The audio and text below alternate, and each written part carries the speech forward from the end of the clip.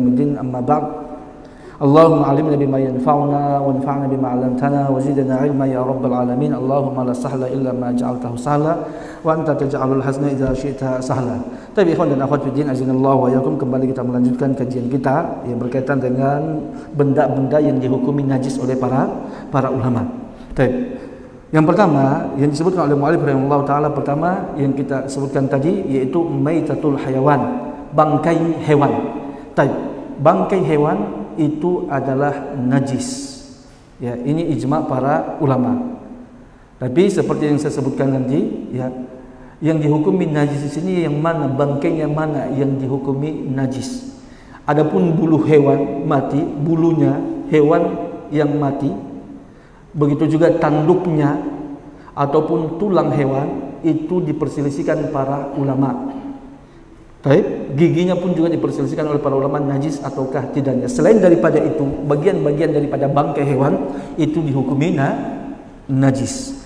Kemudian juga beliau mengatakan yaitu lahmul khinzir bi ay sababin ittafaqa an tadhhaba hayatuhu, yaitu daging babi. Ya. Bagaimanapun dia mati. Baik, daging babi. Baik, perhatikan ya ikhwan dirahmati Allah Subhanahu wa taala berkaitan masalah daging babi. Ya. Baik, ada yang disepakati oleh para ulama, ada yang menjadi khilaf di antara para ulama. Baik, pertama yang jadi khilaf di antara para ulama itu adalah apa? Badannya babi yang hidup. Ya, babi yang hidup, badannya dia itu najis ataukah tidak? Di sini terjadi khilaf di antara para ulama. Jumhur ulama mengatakan adalah najis. Daripada mazhab Hanafiyah, Syafi'iyah dan Hanabilah mengatakan najis. Badan babi yang hidup, najis. Ulama-ulama Malikiyah, ya, pendapat daripada ulama Malikiyah dan juga di antaranya yang berpendapat seperti itu adalah Imam Syaukani rahimahullah taala mengatakan bahwasanya badan babi yang hidup itu tidaklah najis, suci dihukumi. Ya, jadi antum kalau ada, menurut ulama Malikiyah, kalau disentuh babi, sentuh badannya yang masih hidup, dia adalah apa? Dia adalah suci, tidak najis, kecuali pendapat jumhur. Dan pendapat ini yang roji, ya, menurut pendapat saya sendiri, pendapat ini yang kuat seperti dalil-dalil yang saya sudah jelaskan tadi. Ya. Baik. Kemudian daging bangkai babi sudah pasti najis. Dan daging babi sudah pasti apa? Najis. Daging itu bedakan badan. Daging itu yang ada babi, mungkin orang-orang non muslim ya sembeli babi, potong babi, kemudian dia jual dagingnya. Ya. Antum datang beli, kirain daging sapi. Pegang, pilih-pilih, pegang, ternyata dia bertahu itu daging babi. Dagingnya babi tadi, ya, itu dia najis karena dia dihukumi bangkai. Ya, karena babi itu tidak boleh untuk dimakan. Jadi ketika dia mati, ya, jadi tidak ada penyembelihan pada babi secara syar'i. Jadi tidak berjalan penyembelihan secara syar'i pada babi. Jadi ketika dia mati, walaupun disembelih, ada orang yang sembelih, ya, dia sembelih babi, baik, maka babi itu tetap dihukumi bangkai. Jadi dagingnya adalah najis. Sudah. Kemudian juga yang beliau sebutkan sini adalah darah yang mengalir, masfuhan, darah yang banyak. Dari hewan yang suci. Yang dibahas di sini adalah yang diperselisihkan. Kalau dari hewan yang haram untuk dimakan sudah pasti najis seperti darah babi. Tapi yang dibahas oleh para ulama itu adalah darah yang keluar daripada hewan yang suci, yang ya, ada hewan yang halal dimakan. Maksudnya halal yang dimakan. Hewan yang halal dimakan seperti sapi, darah kambing, darah ayam. Ketika antum sembelih, ya. Ketika antum sembelih kemudian ada darahnya. Maka apakah dia dihukumi najis ataukah tidak, ataupun darah manusia ketika ada orang terluka, apakah dia dihukumi najis? Maka pendapat mayoritas daripada para ulama 4 mazhab mengatakan adalah najis. Adalah najis. Sebagian para ulama, ya, ulama-ulama mutakallimin dan di antara ulama-ulama kontemporer itu adalah Imam Syaukani rahimahullah taala mengatakan bahwasanya darah tidaklah najis. Darah masfuh tidak najis. Baik? Sudah? Ya, dengan dalil-dalil yang akan disebutkan ya. Karena kenapa? Baik. Di antaranya adalah dalilnya adalah ketika Nabi sallallahu alaihi wasallam berperang, ada sahabat-sahabat Nabi sallallahu alaihi wasallam yang terluka. Darahnya mengalir. Baik, mereka tetap sholat dengan darah-darah mereka. Begitu juga sahabat Umar bin Khattab radhiyallahu anhu. Ya, ketika beliau dibunuh lagi sholat subuh. Ya, beliau kan ditikam kan dalam sholatnya, keluar darahnya dan beliau menyelesaikan sholatnya. Dan begitu juga asal daripada para sahabat Nabi Sallallahu Alaihi Wasallam setelah menyembelih, ya, setelah menyembelih daripada hewan, ada darah-darah pada tubuh mereka bekas sembelihan hewan tadi, dan mereka melakukan sholat dengan darah-darah tersebut, ya. Dan sebagian para sahabat Nabi SAW tidak menghukumi itu najis. Mereka tetap sholat menggunakan darah-darah tadi. Dan saya juga lebih condong pendapat bahwasanya darah bukanlah najis, darah masfuhan dari hewan yang halal dimakan. Begitu juga darah manusia. Kalau darah yang dari hewan yang haram dimakan sudah pasti najis. Sudah. Kemudian yang berkaitan juga setelah itu adalah khamr. Apakah khamr, ya, minuman keras najis ataukah tidak? Dan kita sudah sebutkan dalil-dalilnya daripada para ulama. Ya, mayoritas ulama mengatakan najis. Dan sebagian para ulama itu mengatakan tidak najis. Di antaranya adalah Imam Syaukani juga ya mengatakan bahwasanya tidak najis. Ya, begitu juga ulama-ulama daripada sebagian ulama-ulama Syafi'iyah mengatakan tidaklah najis. Dan pendapat yang rajih juga berkaitan masalah khamar tidaklah najis. Ya, yang dihukumi dia najis itu adalah perbuatan meminumnya. Ya, itulah najis. Ya, sekarang kita lanjutkan ya, yang jadi perselisihan para ulama berikutnya. Fadhal. Daging anjing. Apa? Daging anjing? Di situ khilaf masalah anjing. Masalah anjing nanti hukum makan anjing. Pembahasannya situ. Ya. Nanti kita lanjutkan pembahasannya. Kalau misalnya ada orang tombak babi misalnya keluar darahnya tidak kena kita najis. Kenapa bisa najis? Masih hidup. Babi, apa? Darahnya najis atau tidak? Ya, dia sudah keluar dari tubuh tadi, darah babi, darah babi, ya, babi itu haram untuk dimakan. Babi itu haram untuk dimakan. Berarti darahnya najis. Naam. Kalau kita pakai kiat aula, kalau darahnya saja najis berarti dagingnya najis. Kalau daging iya najis, badannya yang kita bahas. Yang jadi khilaf di antara para ulama itu adalah badan. Bedakan daging. Kalau daging sudah ijma para ulama tadi. Iya. Kita seperti yang dikatakan oleh Imam Ibn Rushd, ijma dagingnya najis, tapi badan. Bisa enggak? Badannya ini yang dihukumi najis ataukah tidak?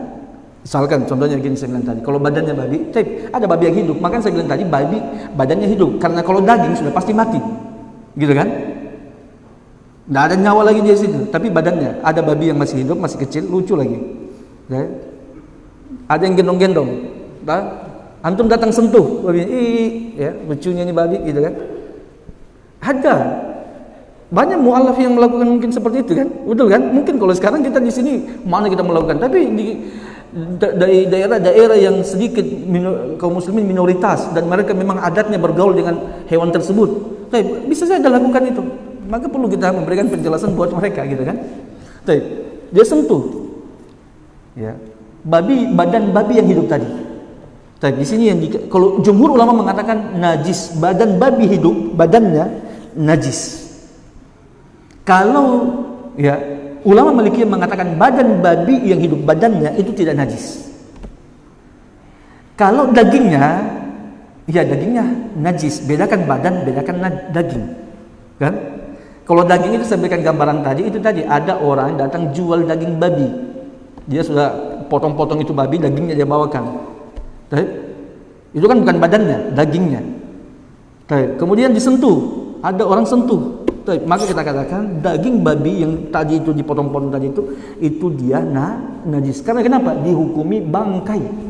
dia bangkai, dihukumi bangkai. Karena kenapa? Babi itu tidak berlaku penyembelihan secara syar'i di situ. Mau disembelih bagaimanapun tetap namanya sesuatu yang diharamkan. Antum mau sembelih tidak bisa jadi syar'i. Tetap bangkai. Babi mau disembelih bagaimanapun caranya tidak bisa syar'i. Tetap dia dihukumi bangkai. Jadi sesuatu yang diharamkan oleh syariat untuk memakannya, dia mati, apakah dengan cara sembelih ataukah tidak, tetap dihukumi bangkai.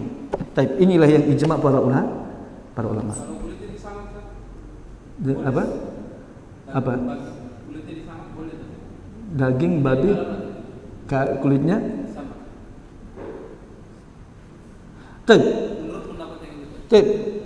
sorry. Kalau setelah disamat. Setelah disamat, maka suci. Kalau dagingnya kulitnya setelah disamat. Tidak. Karena jumhur itu mengatakan babi itu najisul ain. Ya, babi itu najis ain. Zatnya dia najis. Maka semua babi itu semua bagian daripada tubuhnya termasuk bulu-bulunya itu najis. Baik. Itu pendapat daripada jumhur ulama. Baik. Sudah? Baik, kita masuk pada pembahasan berikutnya, ya. Al-mas'alatul ula yang diperselisihkan oleh para ulama berikutnya itu maitatul hewan allazi la damalahu. Bangkai hewan yang tidak memiliki darah mengalir. Maksudnya tidak ada pembuluh darahnya dia. Tidak ada. Contohnya apa? Hewan yang tidak memiliki darah mengalir. Contohnya kita sebutkan. Nyamuk. Nyamuk ada darahnya, Ustaz. Itu bukan darahnya, darah antum yang diisap itu. Bukan darah nyamuk itu. Apalagi? Lalat, lebah, kan? Apalagi?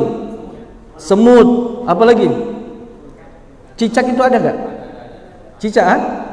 Ada pembuluh darahnya kan? Cicak, apalagi tikus. Tikus lebih banyak lagi pembuluh darahnya dia, makanya kadang uji coba itu untuk obat-obat manusia itu atau apa? Ya, racun-racun untuk apa? Pasti tikus itu yang jadi korbannya itu. Jadi tikus percobaan kan? Karena dia memiliki struktur organ seperti hampir mirip dengan manusia. Berarti cicak tidak masuk, tikus tidak masuk. Apalagi? Serangga, pokoknya jenis-jenis serangga. Kecoak? Ada enggak kecoak? Itu dia maksudnya ya. Jadi hewan ya yang tidak memiliki darah yang mengalir. Walaupun antum bunuh, antum tidak lihat ada darah yang mengalir itu ketika antum bunuh. Ya. Antum ya. Maka bagaimana hukumnya bangkai-bangkai hewan tadi? Ya, antum ambilkan contoh yang lainnya. Maka beliau mengatakan, ya, ikhtalafu fi maitatil haiwani allazi la dama lahu. Para ulama berselisih pendapat berkaitan dengan hewan yang tidak memiliki darah. Ya, wa fi maitatil haiwanil bahri, dan juga pada hewan laut. Kemudian beliau mengatakan, fadzaba qaumun ya ila anna maitata ma la dama lahu tahiratun. Sebagian ulama ya berpendapat bahwasanya hewan yang tidak atau bangkai hewan yang tidak memiliki darah itu adalah suci. Ya, jadi bangkai lalat suci, bangkai nyamuk suci, bangkai apa lagi tadi itu? Ya semua itu yang kita sebutkan tadi ya, capung-capung itu suci dan lain-lain sebagainya. Serangga-serangga itu suci. Wa kadzalika maitatul bahri, dan juga begitu juga bangkai hewan laut. Bangkai hewan laut, anjing laut, dihukumi suci, dan lain-lain sebagainya. Wa huwa madhhabu Malik wa ashabi. Ini adalah pendapat Imam Malik, begitu juga pendapat Imam Ahmad dan juga pendapat Imam Abu Hanifah rahimahullahu taala. Ulama-ulama Hanafiyah, jumhur ulama mengatakan dua bangkai tadi itu adalah suci. Hewan yang tidak memiliki pembuluh darah, hewan darat yang tidak memiliki pembuluh darah, dan hewan laut semuanya adalah suci. Kemudian beliau mengatakan, wa dhahaba qaumun, sebagian ulama ada yang berpendapat ila taswiyati baina maitati zawati dam, antara hewan yang memiliki darah wallati la damalaha, dan hewan yang tidak memiliki pembuluh darah. Maksudnya sama saja. Ya, pokoknya bangkai. Apakah bangkai tersebut ya, dia dari hewan yang memiliki pembuluh darah, memiliki darah mengalir atau pembuluh darah, ataukah tidak memiliki darah yang mengalir, ya, tidak memiliki pembuluh darah, selama dia bangkai maka dihukumi najis. Baik. Wastaghnu min dzalika maitatal bahr, kecuali mereka mengecualikan bangkai hewan laut. Kalau bangkai darat, hewan darat, ya, semuanya najis menurut pendapat ulama tersebut, dan ini adalah pendapat ulama Syafi'iyah.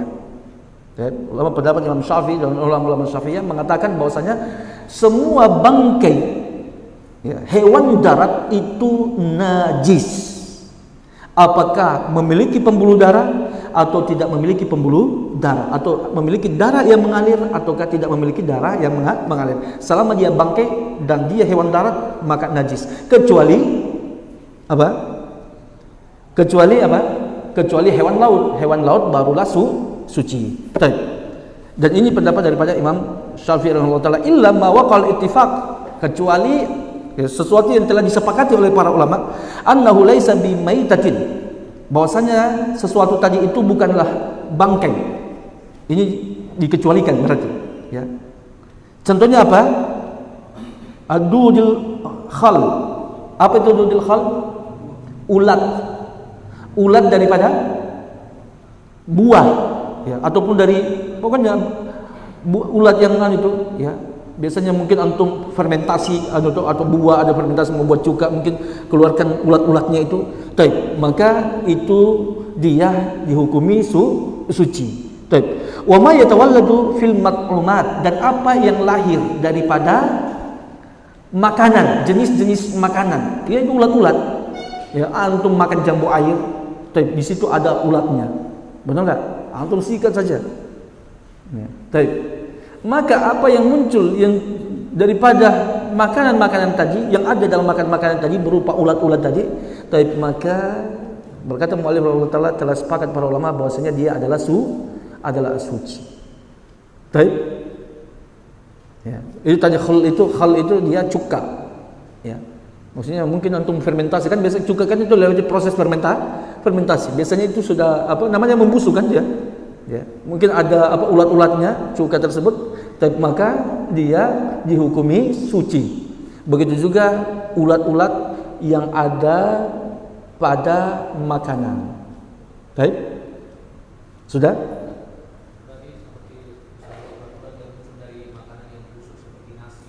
Ya. Nah,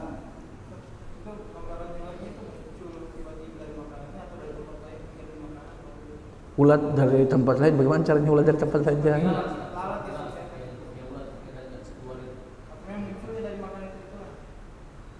Iya, dari yang disebabkan karena makanan, yang muncul dari makanan tadi. Memang lalat bisa dia bawa ulat, maksudnya bagaimana lalat? Ya itu telurnya lalat jadi ulat. Antum dapat siapa yang ahli lalat di sini? Penemuan dari mana antum? Betul enggak? Hah? Jangan dulu, kalau antum pokoknya apa? Sesuatu yang muncul daripada makanan suci, naam suci. Maka apa yang muncul dari situ dia suci. Beda kalau ulat dari bangkai. Bangkai najis, naam. Ulat yang muncul dari bangkai juga najis. Itu alasannya. Karena dia muncul yatawallad min taharah. Muncul dari sesuatu yang suci. Sudah? Sampai sini sudah? Kita lanjutkan. Kemudian, ya, wasawwa qaumun baina maitatil barri wal bahri wastathnu maitata ma la damalahu wa huwa madhhab Abi Hanifah. Dan sebagian kaum ada yang menyamakan antara baina maitatil barri wal bahri. Sama, ya. Bahwasanya maitatul bar wal bahr itu dia adalah najis. Semuanya najis. Laut juga yang mati bangkainya laut najis, begitu juga yang darat, kecuali wastafnu maitata ma la damalahu, kecuali hewan darat yang tidak memiliki pembuluh darah atau darah yang mengalir. Dan ini adalah pendapat Imam Abu Hanifah. Dan ya, seperti yang saya katakan tadi, pendapat Imam Abu Hanifah atau ulama Hanafiyah itu sama dengan Imam Malik dan Imam Ahmad, bukan ini. Ya. Bisa dipahami ya? Imam Abu Hanifah itu sama dengan Imam Ahmad dan Imam Malik, sama pendapatnya. Bahwasanya Ini penisbatan ini kurang tepat. Ya, penisbatan ini kepada Imam Abu Hanifah tidaklah tepat. Sudah? Kemudian wasabab ikhtilafihim, sebab perselisihan para ulama berkaitan masalah ini. Kenapa mereka berselisih masalah apa? Masalah ini. Jadi perhatikan ya ikhwan, berarti kita sudah ambil pendapat, saya katakan tadi Imam Abu Hanifah sama dengan pendapatnya Imam Malik. Berarti berkaitan dengan hewan laut, bangkai hewan laut, maka di situ tidak ada khilaf di antara para empat mazhab tadi bahwasanya dia adalah suci. Benar kan? Jadi fokusnya yang kita bahas di sini sekarang adalah berkaitan bangkai hewan darat yang tidak memiliki darah mengalir. Ini yang kita bahas. Maka beliau mengatakan sebab ikhtilaf, ya, ikhtilafihim, sebab terjadi perselisihan para ulama berkaitan masalah ini adalah ikhtilafuhum fi mafhumi qoulihi ta'ala. Perselisihan mereka berkaitan firman Allah Subhanahu wa taala, hurrimat alaikumul maitatu, diharamkan bagi kalian bangkai. Wa dzalika annahum fima ahsibu ittafaqu annahum min babil 'am urida bihil khas. Beliau mengatakan, ya, berkaitan masalah tersebut, bahwasanya para ulama berdasarkan sangkaan saya, kata beliau, mereka bersepakat bahwasanya ayat tadi itu min babil 'am urida bihil khas. Apa maksudnya itu? Lafaz yang diinginkan khusus, tapi yang tepatnya bukan am urida bil khas, tapi yang tepatnya itu adalah apa? Am makhsus. Perhatikan apa bedanya antara am urida bil khas dengan amul makhsus. Kita sudah belajar masalah aja. Sudah sampai pembahasan masalah am, tapi belum sentuh kayaknya ini. Sudah pernah saya bahas dulu kan? Apa perbedaannya antara am urida bil khas dan amul makhsus? Am yang diinginkan khusus dengan am yang dikhususkan. Itu berbeda, ada dua perbedaan. Apa? Siapa yang bisa jawab? Kalau am masih secara lafaz masih umum dia. Kalau am urida bil khas, dia lafaznya dia masih umum, tapi dalam maknanya diinginkan khususan. Adapun am makhsus dia am yang sudah ditaksis, ditambah gitu, sudah dikhususkan. Perhatikan am urida bil khas, maka tidak ada am di situ. Itu aja, simpelnya. Am urida bil khas, lafaznya am, tapi yang diinginkan adalah khusus. Berarti dia tidak ada lafaz am di situ. Paham? Jadi tidak ada am di situ pada am urida bil khas. Beda kalau amul maksus. Am maksus, am yang dimasukkan telah dimasuki khas, tapi di situ awal dia ada ada umum. Kemudian datang taksis.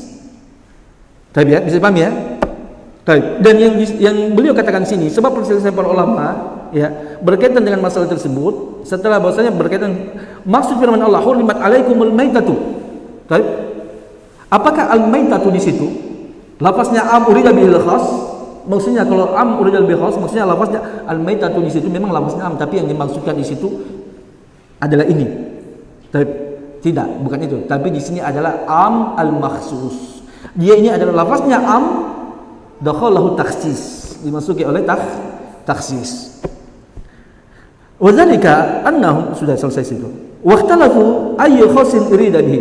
Ini dia. Ya, kita ikuti saja alur pendalilan daripada muallif rahimahullah taala. Dan para ulama, ya, berselisih pendapat, ya. Setelah beliau mengatakan tadi bahwasanya ayat tersebut al-maita itu am urida bil khas. Para ulama berselisih pendapat. Khos apa yang dimaksudkan dalam ayat tadi? Sekali lagi kita ikuti alur pendalilan daripada muallif rahimahullah taala. Fa minhum man istafna min dzalika maitatal bahri ma la damalahu. Di antara para ulama, ya, ada yang berpendapat, ada yang mengecualikan dari bangkai tersebut adalah bangkai apa? Bangkai laut, wa ma la damalahu. Dan bangkai yang darat yang tidak memiliki darah. Berarti yang dimaksudkan al-maitah di situ adalah bangkai hewan darat yang memiliki pembuluh darah. Itu dia berarti khasnya di situ. Menurut pendalilan tadi. Sudah? Wa minhum man istathna min dzalika maitatul bahr faqat. Dan di antara ulama ada yang berdalil bahwasanya yang dimaksudkan di situ itu adalah yang dikecualikan daripada ayat tersebut. Itu adalah apa? adalah hewan laut saja. Berarti yang dimaksudkan bangkai di situ adalah bangkai hewan darat, baik yang punya pembuluh darah ataupun tidak. Ya, jadi sebenarnya ikhwan coba antum perhatikan dari penjabaran beliau ini sudah menjelaskan bahwasanya itu bukan apa? Amul bil khas. Tapi itu sudah apa? Taksis dia. Tapi amul maksus gitu kan. Itu dalilnya umum. Ya, ditaksis. Masuk ke taksis, pengecualian di situ. Baik. Ayat tersebut hurimat alaikumul maitata, diharamkan bagi kalian. Hurimat alaikumul maitatu, diharamkan bagi kalian apa? Bangkai. Itu umum, semua mencakup bangkai hewan darat kah, ya, yang memiliki pembuluh darah ataukah tidak, dan juga mencakup apa? Bangkai hewan laut, umum. Tapi dimasuki taksis, dikhususkan, dikecualikan apa? Di situ telah terjadi khilafnya di antara para ulama. Ada yang mengatakan dikecualikan di situ adalah ada dua, yaitu hewan yang tidak memiliki pembuluh darah dari hewan darat dan hewan bangkai hewan laut. Itu pendapat jumhur ulama. Kalau Imam Syafi'i mengatakan tidak, ya, ayat tersebut itu mencakup semua hewan, baik darat maupun laut, dan dikecualikan di situ, ya, adalah hewan laut. Jadi yang masih tersisa dalam hukum keharuman adalah hewan darat dan umum, apakah memiliki pembuluh darah ataukah tidak memiliki pembuluh darah. Itu menurut Imam Syafi'i rahimahullahu taala. Wa minhum man istafna min dzalika maitatan ma la damalhu faqat. Ini berdasarkan pembagian tadi. Ini pendapat apa? Pendapat daripada nukilan dari Imam Abu Hanifah rahimahullahu taala, dan kita katakan pendapat Imam Abu Hanifah itu sama dengan Imam Malik dan Imam Ahmad rahimahullahu taala. Kemudian setelah itu kita lanjutkan. Ya. Amma man istafna min dzalika ma la damalahu. Ya. Adapun ulama yang mengecualikan daripada ayat tersebut adalah ma la damalahu. Berarti apa di situ? Ya. Dikecualikan apa? Ma la damalahu. Hewan yang dikecualikan dari keharuman tadi adalah hewan yang tidak memiliki pembuluh darah. Berarti yang memiliki pembuluh darah, dia tidaklah dihukumi najis, tidak dihukumi apa? Ya, haram, ya, ataupun najis. Dalilnya apa? Yaitu ucapan Nabi sallallahu alaihi wasallam min amrihi bimakli az-zubabi. Perintah Nabi sallallahu alaihi wasallam untuk mencelupkan lalat ke dalam minuman apabila jatuh ke dalam makanan ataupun minuman. Sebagaimana kata Nabi sallallahu alaihi wasallam, "Idza waqa'a dzubabu fi ina'i ahadikum falyaqmishu." Kata Nabi sallallahu alaihi wasallam, apabila ada lalat yang jatuh pada makanan kalian, bejana kalian, maka celupkan dia. Kenapa? Karena kata Nabi, salah satu sayapnya ada penyakit, salah satu sayap yang lainnya ada penawarnya. Coba kita lihat dari hadis tersebut. Fahadha yadullu ala taharati dzubab. Ya, maka hadis ini menunjukkan bahwasanya zubab itu suci. Kalau memang najis, kenapa Nabi perintahkan untuk dicelupkan? Seharusnya disuruh untuk buang, karena dia sesuatu yang najis. Bisa kan? Itu pendalilan daripada jumhur ulama bahwasanya bangkai hewan yang tidak memiliki darah tidaklah najis. Dalilnya adalah ini, Nabi perintahkan untuk dicelupkan. Tapi ini Ustaz kan belum tentu mati, betul kan? Kan kalau dicelupkan dia kan belum dikatakan bangkai. Bangkai itu kecuali sudah mati. Yang dibahas ini adalah bangkainya, betul nggak? Betul? Kalau tadi kan masih hidup, berarti dia bukan. Berarti istishhadnya, ya, berdalil dengan hadis tersebut itu kurang tepat. Karena Nabi hanya perintahkan untuk mencelup dan belum tentu mati, kan begitu kan? Benar enggak? Belum tentu mati. Sementara yang kita bahas ini bangkainya.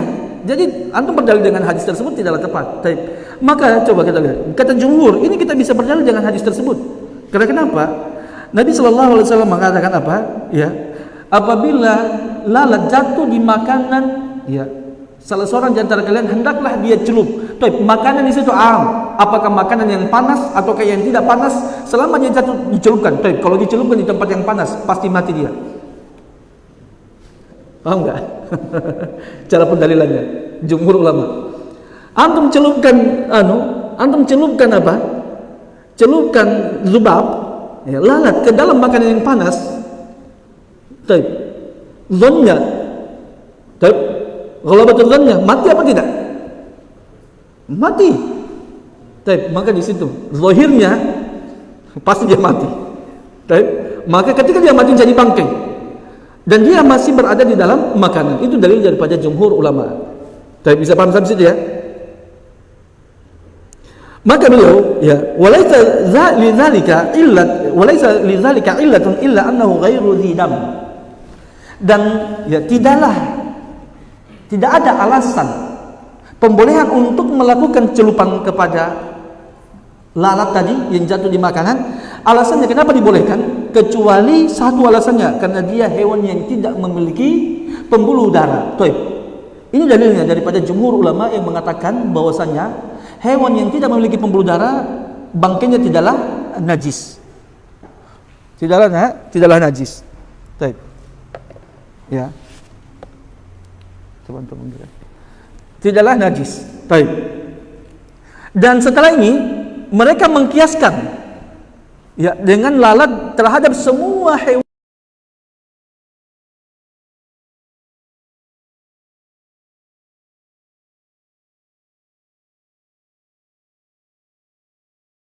Maka berarti tidaklah najis, dan semua hewan-hewan yang lainnya yang, ya, sistem pembuluh darahnya sama dengan lalat, ya, dia tidak dihukumi najis. Baik, antum paham pendalilannya?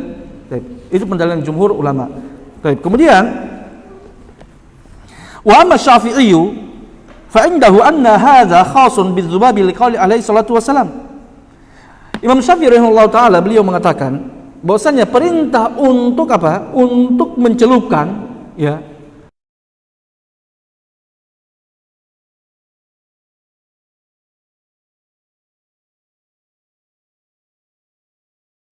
dan alasan kenapa dibolehkan bukan karena dia ini, ya, bukan karena dia ini tidak memiliki pembuluh darah, bukan itu alasannya, tapi alasannya Nabi sudah jelaskan dalam hadis tersebut. Karena kenapa? Kata Nabi sallallahu alaihi wasallam, maka hendaklah kalian celupkan karena di salah satu sayapnya ada racun, dan di sayap lainnya ada obatnya. Itu alasannya, kata Imam Syafi'i rahimahullahu taala. Jadi tidak bisa dikiaskan.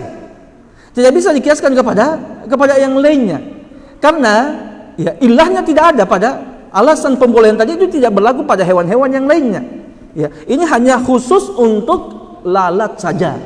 Ya, daripada mubadzir buat makanan, maka sebaiknya, ya, dicelupkan saja. Dan alasannya karena di sayapnya lalat yang lain ada obat penawar buat racun yang ada pada tubuh lalat tersebut. Maka jadi dalil ini tidak bisa kita gunakan kias yang lain.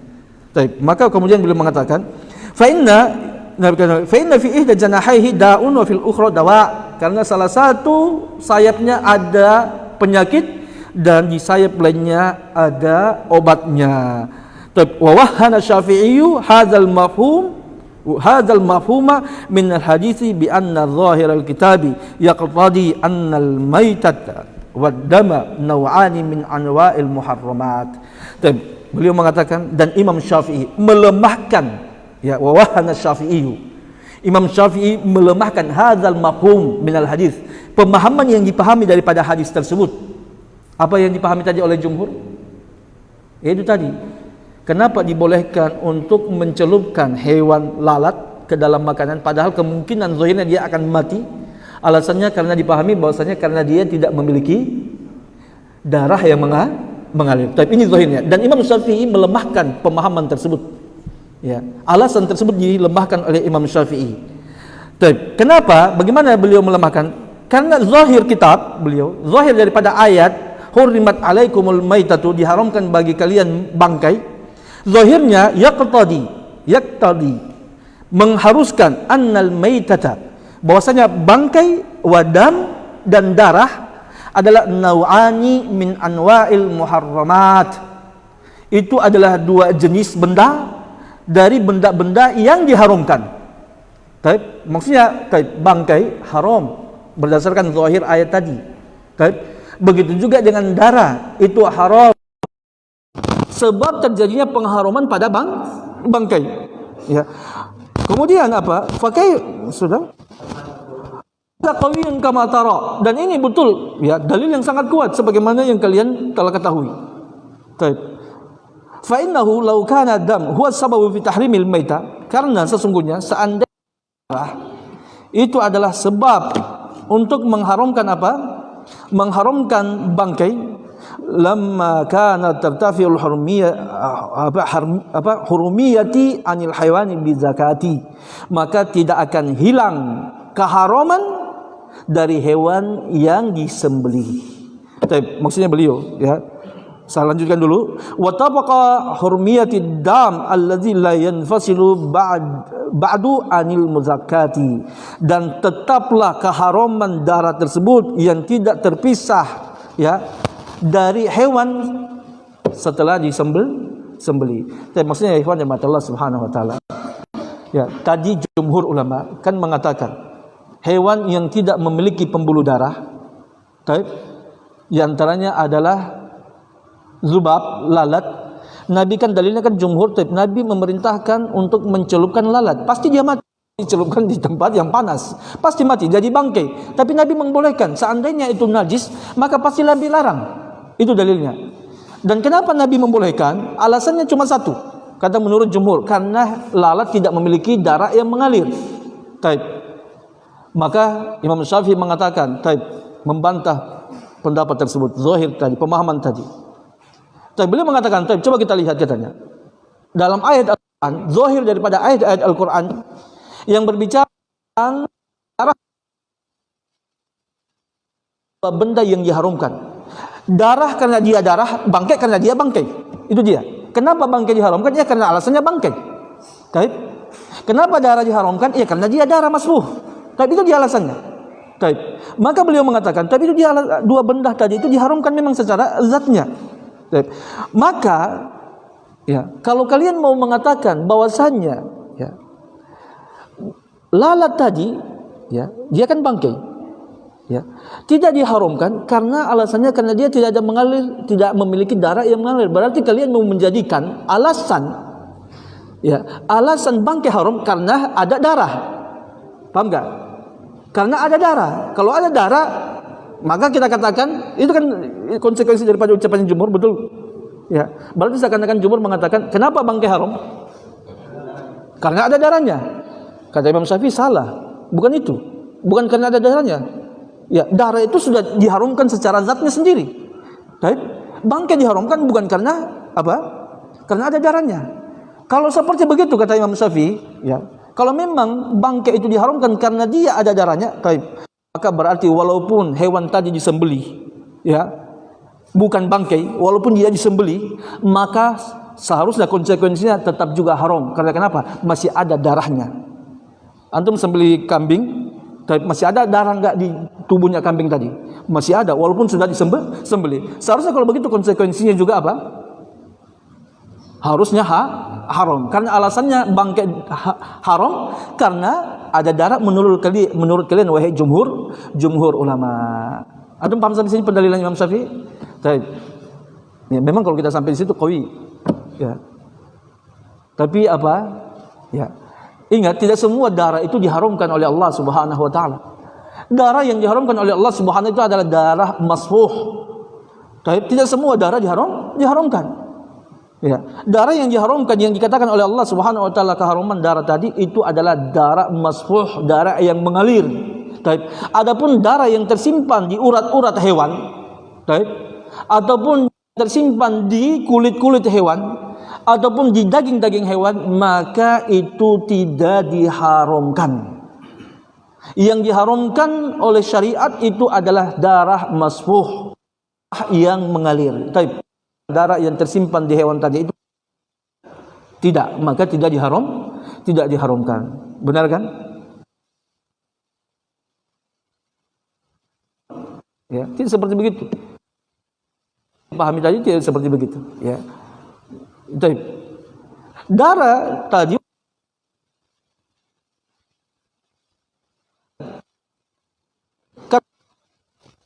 daman masfuh, darah yang mengalir. Darah yang tidak mengalir tidak diharamkan. Baik, selesai. Sudah paham sampai sini enggak? Baik, ya. Kita lanjutkan pendalilan daripada Imam Syafi'i. Kata Imam Irus, hadza qawiyyun kama tara. Pendalilan Imam Syafi'i itu tadi ya roji betul. Ya, sangat kuat. Fa innahu law kana dam huwa sababu fi tahrimil maitah. Karena darah seandainya dia merupakan sebab untuk pengharuman bangkai.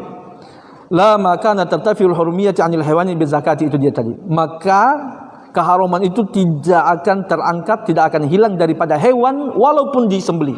Alasannya kenapa? Karena masih ada darahnya. Itu dia. Yang tersimpan di daging ataupun di kulit ataupun di urat. Paham logikanya enggak? Hah? Ilham, paham enggak logikanya? Hah? Yuda, paham? Apabila paham enggak logikanya? Baik. Mana lagi tadi? Wa tabaqa hurmiyatud dam, dan keharaman wa tabaqa, ya, keharaman apa? Ya, haruman darah tadi itu tetap, ya, tetap ada, tidak hilang. Lam yanfasil ba'du anil muzakka, itu tidak apa? Tidak terpisah daripada zakah. Betul enggak? Darah masih ada kan? Yang dari sembelih itu masih ada. Tapi harusnya kan konsensusnya begitu. Kalau memang darah itu sebab keharuman bangkai, berarti darah sebab haramnya bangkai. Kalau begitu hewan yang disembelih pun kalau masih ada darahnya tetap juga haram. Kalau memang itu alasannya. Tapi dibantah oleh jumhur. Ya, yang darah yang diharamkan oleh syariat itu bukan darah yang menetap di di urat-uratnya hewan yang sembelihan tadi. Ya. Baik. Kalau Imam Syafi'i kan begitu tadi kan? Ya. Tapi darah yang diharamkan itu adalah darah yang mengalir. Adapun darah yang setelah disembelih hewan, ya. Antum tahu kan darah mengalir? Bagaimana, Andre? Yang mana darah mengalir, Andre? Itu ketika kita sembelih hewan langsung dia mencrot itu, ya, dia keluar darahnya terus mengalir. Itu namanya darah daman masfuha. Itu namanya darah yang mengalir. Baik. Setelah antum iris-iris kulitnya itu hewan, masih ada enggak darah-darahnya itu? Darah. Tapi sudah tidak mengalir. Dia hanya tersisip-sisip di tulang-tulang ataupun di daging-daging ataupun urat-urat hewan tadi. Itu tidak diharamkan. Baik. Kemudian beliau lagi mengatakan mana? Wa kanat hilliyatu innama tujadu ba'da infisami dam anhu, dan bahwasanya kehalalan kanat hilliyah, bahwasanya kehalalan itu innama tujadu, itu hanya didapatkan ba'da infisali dam anhu, setelah terpisahnya darah daripada hewan tadi. Itu masih pendalilan Imam Syafi'i tadi, tapi sudah dibantahkan kan? Li'annahu idza tarfa'a sabab, karena kalau sudah terangkat sebab irtafa'al musabbab, itu dia. Idza tarfa'a sabab di situ apa? Dam. Idza tarfa'a dam berarti asbab. Irtafa'al musabbab. Musabbab di situ apa? Hukum yang disebabkan, hurmiyah kah? Gitu kan? Kalau sudah terangkat darah, terangkat juga musabbabnya. Apa itu? Hukum keharuman. Betul kan? Kan darah kan sebab keharuman. Kalau sudah terangkat hilang darahnya, berarti hilang juga hukum keharuman. Allazi yaqtadihi daruratan. Yang irtafa musabab allazi yaqtadihi daruratan, ya, yang diharuskan secara konsekuensi. Sudah pasti konsekuensinya begitu. Itu sudah secara otomatis. Ya. Kalau sebab hilang, maka musabab juga tidak ada. Bisa dipahami ya? Itu logikanya. Darah sebab keharuman bangkai. Kalau hilang semua darah, berarti hilang juga keharumannya. Sudah? Mana lagi? Li'annahu idza wujida sabab wal musabbaba ghairu mawjudin falaysa lahu huwa sababan. Ya, ini pembahasan usul ini. Ya. Pembahasan kaidah yang disebut oleh para ulama. Karena li'annahu idza wujida sabab, apabila sebab ada, berarti di sini darah, paham? wal musabbab ghairu mawjud, sementara musababnya yaitu hukumnya tidak ada. Darah ada tapi hukum halal. Kan darah sebab keharuman. Kalau antum mengatakan darahnya masih ada, lalu antum mengatakan darah ketika hewan kita sembelih masih ada, tapi antum mengatakan halal, bagaimana caranya? Paham kan? Kan antum mengatakan darah itu sebab keharuman. Hewan yang disembelih masih ada darahnya, tapi semua ijma para ulama, hewan yang disembelih tadi, ya walaupun masih ada darahnya tetap dikatakan halal. Ini bantahan dari Imam Syafi'i. Bagaimana antum mengatakan kalau begitu darah sebab keharuman, pada hewan yang disembelih masih ada darahnya, antum mengatakan halal. Sudah paham? Ada sebab tapi tidak ada hukum, tidak ada musababnya yaitu hukumnya. Kalau seperti begitu, ketika ada sebab kemudian tidak ada hukum, maka ketahuilah falaisa lahu huwa sababan. Berarti darah itu bukanlah sebab. Bukan sebab keharuman. Perhatikan ya ikhwan. Berarti alasan bangkai dia jadi haram bukan disebabkan bukan karena dia berdarah, memiliki darah. Itu bukan itu alasannya. Bisa paham kan? Itu pendalilan daripada Imam Syafi'i. Wa misalu dzalik, contoh seperti itu, contoh kasus ini, annahu idza irtafa'a tahrim an asiril inab. Kalau sudah hilang irtafa'a tahrim, sudah hilang hukum haram daripada perasan anggur, maksudnya khamar, ya, wajib daruratan, maka secara otomatis ya wajib an yartafi al iskar, maka iskar itu pasti sudah hilang. In kunna na'taqidu, jika kita meyakini bahwasanya iskar huwa sababut tahrim, seandainya iskar itu adalah sebab keharuman. Tadi sudah paham sampai sini enggak? Antum paham pendalilan? Ya, ini antum harus paham ini, ya. Ini pendalilan Imam Syafi'i rahimahullah taala. Sini pendalilannya. Ya. Untuk membantah pendapat daripada jumhur ulama. Tapi kita sudah bantah juga tadi, ya, jumhur sudah memberikan bantahannya, sanggahannya kepada apa yang dikatakan oleh Imam Syafi'i. Ya. Kan tadi Imam Syafi'i mau melazimkan perkataan jumhur. Kalau wahai jumhur kalian mengatakan bahwasanya sebab lalat dihalalkan, dibolehkan dicelup padahal dia sudah jadi bangkai, pasti ketika dia dicelupkan pada benda yang panas. Ya, alasannya kenapa? Padahal dia sudah bangkai, karena alasan kalian karena lalat itu tidak memiliki darah. Baik, maka dihalalkan, dibolehkan. Menunjukkan semua hewan, dikiaskan semua hewan yang memiliki darah mengambil hukumnya lalat. Berarti tidaklah najis. Kalau najis pasti Nabi sudah suruh buang makanan tersebut. Apalagi suruh mau celupkan. Tapi itu alasannya karena tidak memiliki darah. Dibantah oleh Imam Syafi'i atau ulama-ulama Syafi'i tidak seperti itu. Ya. Kenapa lalat itu diperintahkan untuk disembelihkan, bukan dicelup, ya, dan dia tidak jadi najis makanan tersebut? Karena bukan sebab lalat itu tidak memiliki darah. Ya.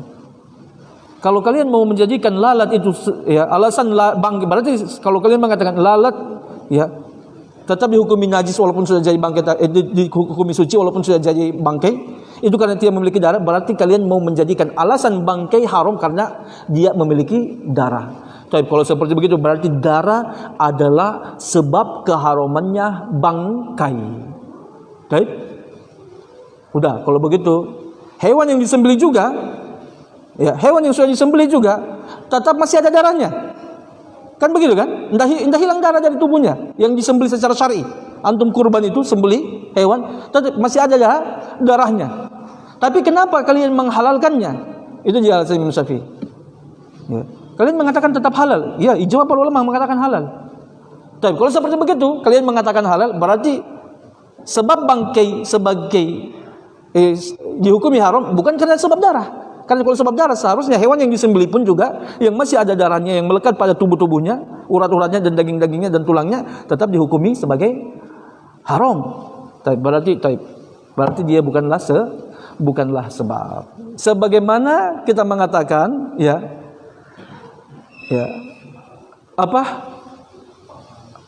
haramnya asirul inab, perasan daripada anggur. Jangan kita anukan khamr. Kalau khamr itu haram. Ya, khamr itu haram. Baik, perasan anggur. Baik, perasan anggur. Baik ya, antum simpan ya, perasan anggur tersebut antum simpan ya beberapa hari ya, menjadi jus, minuman dulu, masih segar enak diminum. Baik, lebih daripada 3 hari itu akan berubah zat kimianya di dalam, menjadi khamar, memabukkan. Baik. Bisa dipahami ya? Baik. Ini benda tadi yang masih perasan anggur ini, ya, air perasan anggur, ya, antum tadi pertama jadi jus bisa, ya, diminum di bawah daripada 3 hari itu bisa diminum. Lebih daripada 3 hari, maka dia langsung berubah menjadi khamar. Baik ya. Kemudian setelah itu antum biarkan terus, nanti dia langsung hilang perasan anggur itu tidak hilang khamarnya, menjadi cuka. Bisa lewat proses. Cuka itu dibuat dari situ. Ya. Jadi sudah fermentasi pertama jadi khamar, ditambah fermentasi lagi jadi cuka. Tapi ketika jadi cuka, perasan anggur tadi jadi cuka, maka kita katakan hilang keharumannya. Bisa kan? Bisa dipahami kan? Ya. Maka kalau kita sudah mengatakan cuka yang sekarang tadi, anggaplah cuka dari anggur. Ada nggak cuka dari anggur? Ada. Ya. Taib. Antum mengatakan bahwasanya ya.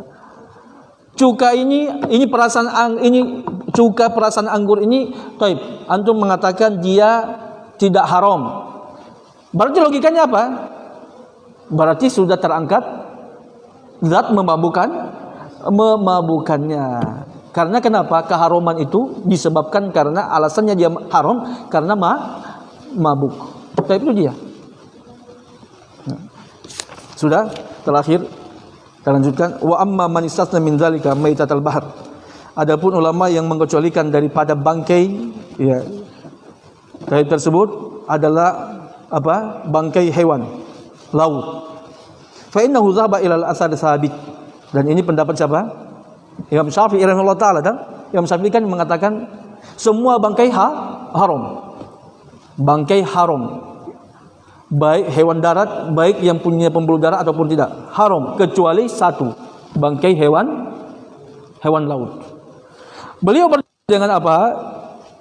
Yaitu hadis-hadis Nabi sallallahu alaihi wasallam. Banyak hadis Nabi sallallahu alaihi wasallam ketika Nabi sallallahu alaihi wasallam ditanyakan tentang apa? Tentang laut, betul kan? Nabi menyebutkan hillu maitatuhu. Baik, bahwasanya laut itu bangkainya halal. Tapi itu dalil daripada ulama yang mengatakan bahwasanya semua bangkai hewan laut itu adalah suci, halal. Kenapa? Karena bangkainya saja halal, apalagi ya begitu juga nanti pembahasan darah ikan. Darah ikan itu najis apa tidak? Ya, itu nanti pembahasan para ulama di situ. Ya, dalam mazhab Syafi'i dan juga kalau tidak salah Imam Abu Hanifah mengatakan najis darah ikan. Antum pernah beberapa tahun yang lalu itu viral itu tentang darah ikan. Ya. Tapi dalam pendapat kalau tidak salah Imam Malik dan Imam Ahmad ya mengatakan darah ikan tidaklah najis. Karena kenapa? Bangkainya saja halal, apalagi bangkainya saja halal, kemudian ya bangkai apalagi darahnya. Ya. Mana yang lebih parah? Bangkai atau bangkai daripada darah? Bangkai. Baik. Maka kalau dia bangkainya halal, otomatis enggak mungkin dia halal kemudian darahnya mau dikatakan najis. Makanya darah ikan ya pendapat yang rajih daripada ulama adalah suci. Ya. Baik. Kemudian Imam Syafi'i mengatakan dan ini bukan cuma Imam Syafi'i ya. Ini semua ulama yang mengatakan berdalil dengan tentang sucinya bangkai hewan laut. Yaitu berdalil dengan hadis Jabir ya. Bahwasanya dalam hadis tersebut mereka pernah melakukan safar ya. Melakukan safar dan mereka sampai di tepi laut. Enggak tahu ya kalau di Madinah ini daerah yang paling dekat dengan tepi laut yang ada di kawasan Madinah itu adalah daerah Yambu. Ya. Mungkin pergi ke sana daerah Badr ke Yambu sana itu adalah kawasan laut. Ya, jadi orang Madinah kalau mau pergi lihat laut itu harus pergi ke Badr, ke Yambu. Yang paling terdekat. Kisaran jaraknya kalau Yambu itu hampir sekitar 200 kilo. Orang Madinah. Tahu ya? mau pergi ke Yambu, pergi ke hampir sekitar 200-an kilo, kurang lebih, ya. Kalau kita lihat kisahnya, yang paling terdekat itu ya sekitaran situ, ya. Di kawasan Yambu sana, ya, yang Laut Merah. Baik. Kata sahabat Jabir, bahwasanya mereka pernah melakukan safar, kehabisan bekal mereka. Wa annahum akalu minal hud, mereka mendapatkan ikan paus yang mati. Ya, ikan paus yang terdampar. Ya. Allazi ramahul bahar, yang dilempar oleh laut, maksudnya terdampar, ya. Dilempar oleh laut, maksudnya terdampar. Ya, laut yang bawa dia. Ya, bukan laut yang lempar. Ayyaman wa tazawwadu minhu, mereka makan dari ikan paus tersebut itu berhari-hari. Wa tazawwadu minhu, dan mereka menjadikan itu sebagai bekal. Tinggalkan kawasan, ya, mereka lagi itu daging, dorong bawa pulang, ya, menjadikan bekal. Wa annahum akhbaru bidzalika sallallahu alaihi wasallam, dan mereka memberitahukan tentang apa yang mereka lakukan tadi. Mereka makan dari ikan paus, bangkai ikan paus, ya. Dan setelah itu mereka lagi bawa pulang, maka Nabi sallallahu alaihi wasallam saat itu Nabi menganggap baik apa yang mereka lakukan. Wasa'alahum, dan Nabi bertanya, hal baqiya syai', apakah masih ada sisanya? Nabi juga mau. Ya, Nabi minta. Baik. Wa huwa dalilun yujawwizu lahum daruratuhum.